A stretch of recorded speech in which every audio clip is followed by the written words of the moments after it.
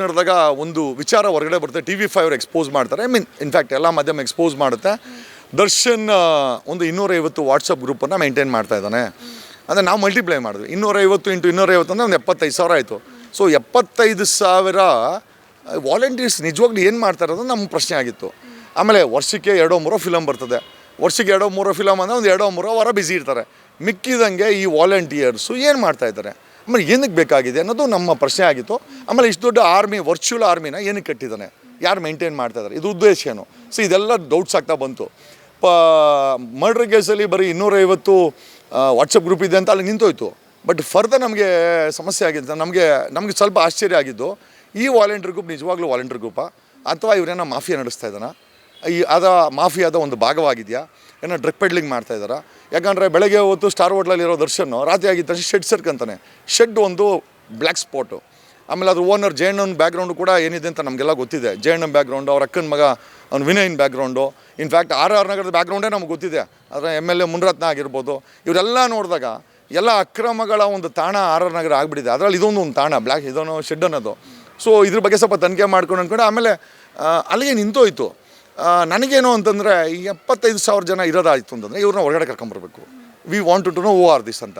So ಅದಕ್ಕೇನು ಮಾಡಿದೆ ನಾನು, it was a well planned customized plan actually. ಅದು ನಾನು ಸ್ವಲ್ಪ ದರ್ಶನ್ ವಿರುದ್ಧ ಮಾತಾಡಿದೆ. ನನಗೆ ಗೊತ್ತಿತ್ತು ಈ ಆರ್ಮಿ ನಮ್ಮನ್ನು ಅಟ್ಯಾಕ್ ಮಾಡ್ತದೆ, ಫೇಸ್ಬುಕ್ಕಲ್ಲಿ ಸೋಷಿಯಲ್ ಮೀಡಿಯಾದಲ್ಲಿ ಅಟ್ಯಾಕ್ ಮಾಡ್ತದೆ ಅಂತ ಗೊತ್ತಾಗಿತ್ತು. Plus I know they will call me. So ಇದನ್ನು ನಾನು ಎಲ್ಲಿಂದ ತೊಗೊಂಡಿದ್ದೆ ಅಂತಂದರೆ ಐ ಥಿಂಕ್ ಪ್ರಥಮ್ ಹೇಳಿದ ನನಗೆ. ಪ್ರಥಮ್ಗೆ ಇದೇ ಥರ ಚಿಕಿತ್ಸೆ ಕೊಟ್ಟಿದ್ದಂತೆ, ಅವ್ನು ಫೋನ್ ನಂಬರ್ ಚೇಂಜ್ ಮಾಡಿಬಿಟ್ಟ. ಸೊ ಪ್ರಥಮ್ದೊಂದು ಫೀಡ್ಬ್ಯಾಕ್ ತೊಗೊಂಡ್ವಿ. ವಿ ಥಾಟ್ ಏನೋ okay, presuming that I am Pratham, so ನಾನೇನು ಮಾಡ್ಬೋದಾಗಿತ್ತು ಅಂತ. ಸೊ ಒಂದೊಂದು ಗೊತ್ತಾಯಿತು, ಇವ್ರು ಕಾಲ್ ಮಾಡ್ತಾರೆ ಅಂತ. ಸೊ ನನಗೂ ಕೂಡ ಚಿತ್ರಹಿಂಸೆ ಅಂತಲ್ಲ, ವಿ ವಾಲಂಟಿಯರ್ಡ್ ದಟ್ ಏನೋ ದಟ್ ಆ ಫೋನನ್ನು ಸೈಲೆಂಟಾಗಿಟ್ಟು ನನ್ನ ಫೋನನ್ನು ಕಂಟಿನ್ಯೂಸಿಗೆ ಒಂದು 10 ದಿವಸ ಕಾಲ್ಸ್ ಬಂತು. ಮೇಡಮ್ ಅಪ್ರಾಕ್ಸಿಮೇಟ್ಲಿ ಒಂದು 70,000 ಕಾಲ್ಸ್ ಬಂದಿದೆ. We have every number of ಈ ದರ್ಶನ್ದು ಏನು ಮಾಫಿಯಾ ಅಂತ ವರ್ಚುವಲ್ ವರ್ಲ್ಡಲ್ಲಿ ಇತ್ತಲ್ಲ, ಮೋಸ್ಟ್ಲಿ ಪೊಲೀಸವ್ರ ಬಳಿ ಅವ್ರ ನಂಬರ್ಸ್ ಇಲ್ಲ, ನಮ್ಮ ಹತ್ರ ಅವ್ರ ನಂಬರ್ ಸಮೇತ ಇದೆ. ವಿ ವಾಂಟೆಡ್ ನನಗೆ ಪ್ರತಿಯೊಬ್ಬರು ಕಾಲ್ ಮಾಡಿದ್ದಾರೆ, ಮಿಸ್ ಕಾಲ್ ಕೊಟ್ಟಿದೆ ಅಥವಾ ಕಾಲ್ ಮಾಡಿದ್ದಾರೆ, CDRL ರೆಕಾರ್ಡ್ ಅಂತೂ ಆಗಿದೆ. So we wanted to bring them on record ಯಾರು ಈ ಮಾಫಿಯಾ ಅಂತ. ಒಂದು ಮಟ್ಟದಲ್ಲಿ ಹೇಳಬೇಕು ಅಂದರೆ ಒಂದು ದೊಡ್ಡ ಮಾಫಿಯಾನೇ ಇದೆ ಮೇಡಮ್. ಒಳ್ಳೆಯವರು ಇದ್ದಾರೆ, ಇಲ್ಲ ಅಂತ ಹೇಳ್ತಾ ಇಲ್ಲ, ಒಂದು ಮಾಫಿಯಾ ನಡೀತಾ ಇದೆ ಅಂತ ಇವತ್ತು ಕೂಡ ನಮಗೊಂದು ಡೌಟ್ ಇದೆ ಮೇಡಮ್. ನೀವು ಕೂಡ ದರ್ಶನ್ ಅವ್ರ ಮೇಲೆ ಕಂಪ್ಲೇಂಟ್ ಕೊಟ್ಟಿದ್ದೀರಿ. ಇದು ಯಾವ ಸ್ಟೇಜಲ್ಲಿದೆ, ನೀವು ಕೊಟ್ಟಿರೋ ಕಂಪ್ಲೇಂಟ್ ಯಾವ ಸ್ಟೇಜಲ್ಲಿದೆ, ಹಾಗೆಯೇ ಮುಂದೆ ಅದು ದರ್ಶನ್ ಅವರಿಗೆ ಎಫೆಕ್ಟ್ ಆಗುತ್ತಾ ಅಂತ? ಮೇಡಮ್ ದರ್ಶನ್ ಬಗ್ಗೆ ನಮಗೇನು ಕೋಪ ಇಲ್ಲ.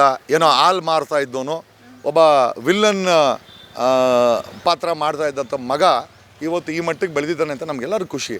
ಅದು ಒಬ್ಬ ಆಂಧ್ರದಿಂದ ಬಂದು, ಒಬ್ಬ ಆಂಧ್ರವಾಲ, ಒಬ್ಬ ಆಂಧ್ರ ಮೂಲದವನು, ಒಬ್ಬ ತೆಲುಗುವನು ಇಲ್ಲಿ ಬಂದು ನಾಯ್ಡು ಜನಾಂಗದ ಒಬ್ಬ ವ್ಯಕ್ತಿಗೆ ಕನ್ನಡ ಇಂಡಸ್ಟ್ರಿನಲ್ಲಿ ಒಂದು ದೊಡ್ಡ ಮಟ್ಟದಲ್ಲಿ ಕೀರ್ತಿ ಕೊಟ್ಟಿದೆ, ಒಬ್ಬ ಫಾಲೋವರ್ಸ್ ಕೊಟ್ಟಿದೆ, ಒಳ್ಳೆ ಹಿಟ್ ಫಿಲಮ್ಗಳನ್ನು ಕೊಟ್ಟಿದ್ದಾರೆ, ಮತ್ತು ಒಂದು ಐಡೆಂಟಿಟಿ ಕ್ರಿಯೇಟ್ ಆಗಿದೆ. ನಮಗೆಲ್ಲ ಸಂತೋಷ ವಿಚಾರ. ಬಟ್ ಇದನ್ನು ತಪ್ಪಾಗಿ ಉಪಯೋಗಿಸ್ಕೊಂಡಾಗ ಕನ್ನಡಿಗರಾಗಿ ನಾವು ಧ್ವನಿ ಮಾಡಲೇಬೇಕಾಗತ್ತೆ. ನಾವೇನು ಉಮಾಪತಿ ಹತ್ರ ನಾವೇನು ಭಯ ಏನು ಬೀಳಲ್ಲ, ಗನ್ಗಿನ್ ಇಡ್ತಾನೆ ಅಂತ. ಗನ್ ಇಟ್ಟಿರ್ಬೇಕಾದ್ರೆ ನಾವೇ ಅವ್ನಿಗೆ ಇಡ್ತೀವಿ, ಏನು ಸಮಸ್ಯೆ ಏನಿಲ್ಲ. ಯಾಕಂದ್ರೆ ನಾವು ಅದೇ ರೂಟಲ್ಲಿ ಇರೋರು. ಈಗ ಒಂದಂತೂ ನಿಜ, ಈ ಕನ್ನಡ ಮಣ್ಣು ನಿಮ್ಮಂಥವ್ರಿಗೆ, ತೆಲುಗುವಿಂದ ಬಂದವ್ರಿಗೆ ಅಥವಾ ಆಂಧ್ರದಿಂದ ಬಂದವ್ರಿಗೆ ಎಲ್ಲ ಐಡೆಂಟಿಟಿ ಕೊಟ್ಟಾಗ ಅದನ್ನು ಕಾಪಾಡ್ಕೊಳ್ಬೇಕೇ ಹೊರತು ಅದು ಇಲ್ಲಿಗಲ್ ಆ್ಯಕ್ಟಿವಿಟೀಸ್ ಮಾಡ್ತೀನಿ, ಯಾರಿಗೋ ಫೋನಲ್ಲಿ ಧಮಕಿ ಹಾಕ್ತೀನಿ, ಆ ಹೆಂಡತಿಗೆ ಅವ್ಯಾಜ ಶಬ್ದಗಳು ಬೈತಾನೆ.